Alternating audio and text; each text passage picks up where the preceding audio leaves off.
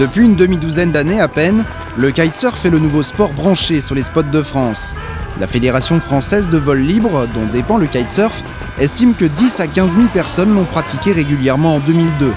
Un chiffre en constante augmentation, il n'était selon les mêmes estimations que 3 000 l'an dernier. Les écoles, elles aussi, se développent, il en existe une douzaine en Bretagne. Une planche, une aile, un peu de vent, le kitesurf ça a l'air très simple. Les pionniers ont appris tout seuls pour la plupart à manier leur engin, mais au fil du temps, après plusieurs accidents dont certains mortels, la communauté kitesurf a mis de l'eau dans son vin. Il n'y a plus de place pour les téméraires ou les inconscients. Désormais on exige des débutants quelques heures de vol aux côtés d'un moniteur qualifié et reconnu par la fédération. C'est le cas de David, 25 ans, moniteur sur la côte sauvage dans le Morbihan. Passion Kite, c'est le nom de son école ambulante qui tient entièrement dans son fourgon. Malgré la fraîcheur du mois de décembre, il a aujourd'hui rendez-vous avec un stagiaire pour quelques conseils pratiques.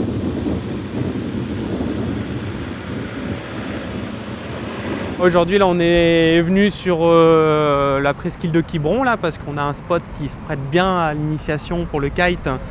Et là, j'ai un stagiaire là, qui vient apprendre. Donc, comme dans un premier temps, on a besoin de passer pas mal de temps à terre. Ici, on a de la place sur la plage à marée basse, il n'y a pas la route ou des maisons tout de suite à côté. Donc, au niveau sécurité, il n'y a pas de problème. Et même s'il ne fait pas très beau, c'est pas un problème. Hein. On va déballer le matériel et puis c'est parti. Hein.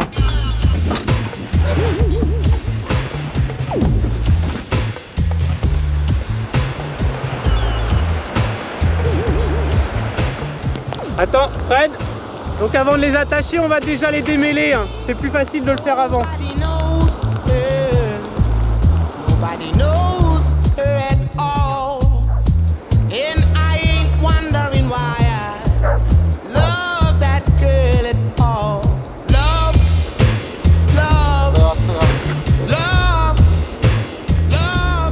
La leçon commence avec un simple cerf-volant, histoire que le stagiaire se fasse la main et qu'il comprenne les réactions de sa petite aile dans le vent.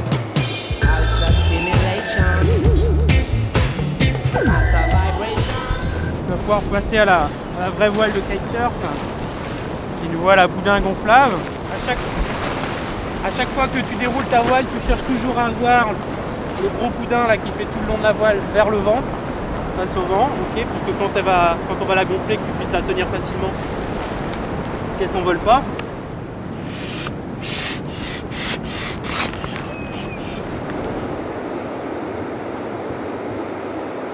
Tout à l'heure, pour l'initiation, on avait 2 lignes, donc c'était assez simple à mettre en place. Là maintenant, on a 4 lignes, donc on a plus facilement des nœuds et à chaque fois, avant de monter les lignes sur la voile, toujours bien séparer les lignes. Il faut être sûr de son montage avant de décoller. C'est comme un parachutiste, il faut qu'il soit sûr de son pliage de sa voile avant de monter dans l'avion et puis de partir avec son parachute, c'est important.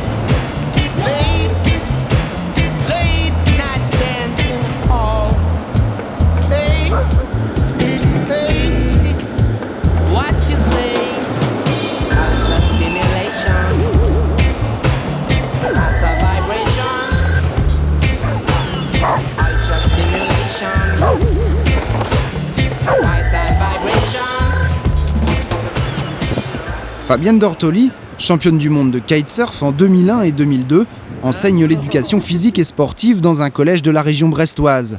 Née à Paris d'un père corse et d'une mère d'origine russe, Fabienne est successivement passée par le Jura, la Martinique, Narbonne, la Réunion, Paris, puis Brest. Ce jour-là, les conditions de navigation n'étaient pas satisfaisantes dans le Finistère et Fabienne avait fait le déplacement à Quiberon. You know you smile, woman. You treat me so damn fine. You give me such an appetite. And I need you. Elle vient dans l'eau, donc il y a un moment de répit où on peut se décrocher par exemple, où quelqu'un peut venir nous aider. Mais s'il n'y a pas de place, c'est que tout de suite ça nous amène sur les piquets ou sur un parking ou des dunes. Et qu'on peut pas réagir parce que la traction dans ces cas-là est trop forte en fait.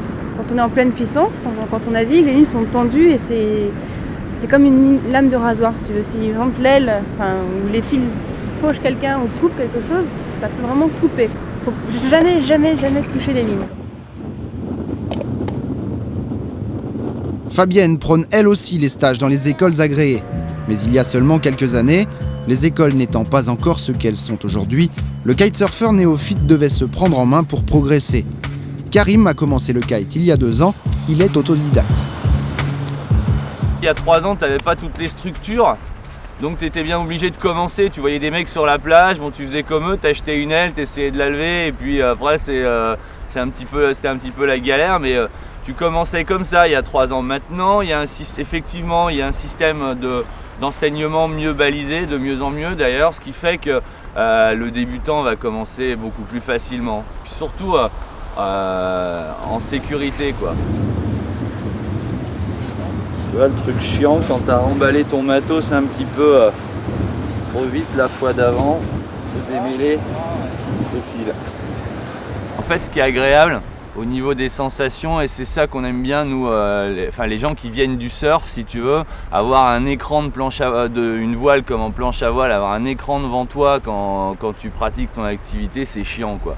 Parce qu'en surf, tu es assez libre de tes mouvements, etc. Tu retrouves ça dans le kite parce que ton aile, elle est à 30 mètres de haut.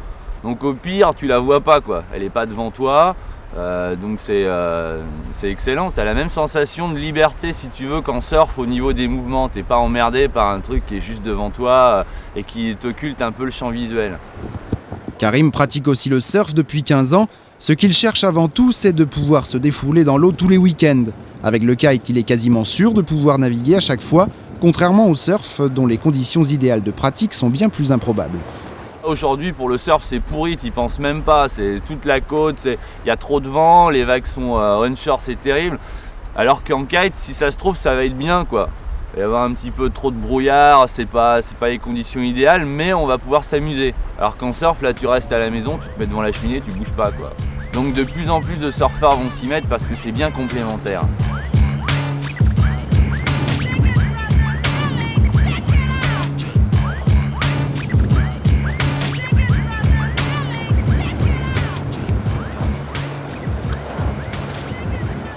La sécu, c'est important pour toi, mais c'est important aussi pour les autres.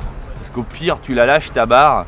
Si t'es pas trop accroché, ça va, c'est pas à toi que ça va faire bobo. Par contre, le gars qui se balade sur la plage, lui, il risque de gober, quoi. L'accident le plus classique reste malgré tout ce qu'on appelle un body drag, c'est-à-dire que le kitesurfer ne parvient pas à se décrocher à temps de son harnais lors d'une survente et se fait traîner dans l'eau ou ailleurs. Si t'as pas du vent régulier, t'as ton aile qui commence à tomber, le vent se remet, tu prends une rafale, là ton aile, tu la contrôles plus. Si tu prends la rafale et que tu restes accroché, mais ton harnais, là tu dégages avec et tu tapes un body drag sur la plage. Si entre toi, si c'est sur une plage comme ça, ça va, mais si t'es un peu plus près d'une digue, tu te la manges. Il faut faire gaffe. À partir du moment où tu respectes quelques consignes minimales de sécurité, c'est avant tout un sport de plaisir, hein. Tu vas pas au carton à chaque fois que tu vas, hein. Non, c'est tranquille quand même.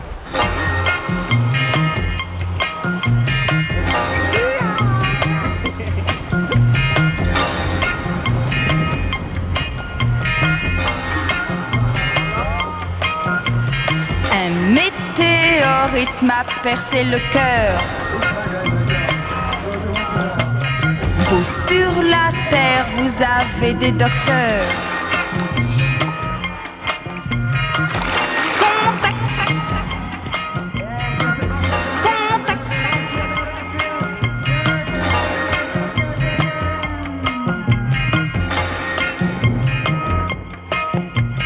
Il me faut une transfusion de mercure. J'en ai tant perdu par cette blessure. Contact. Contact.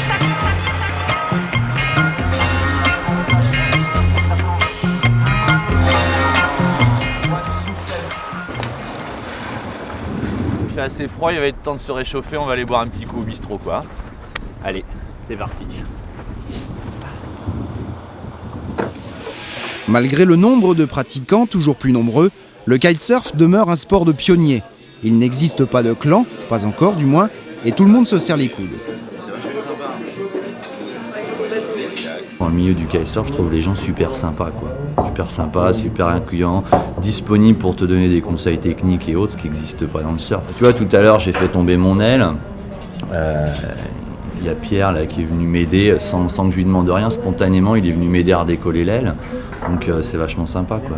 C'est reposant de ce genre de pratique.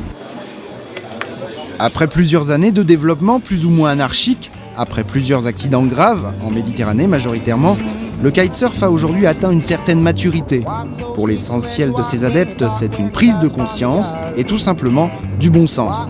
Si cela ne s'était pas produit, les plages auraient tout simplement été interdites aux kitesurfers et le sport ne serait pas aujourd'hui sur la voie royale du succès. Désormais, les kitesurfers ont leur place sur les plus grands spots de la planète et régatent même en compagnie des trimarans de course.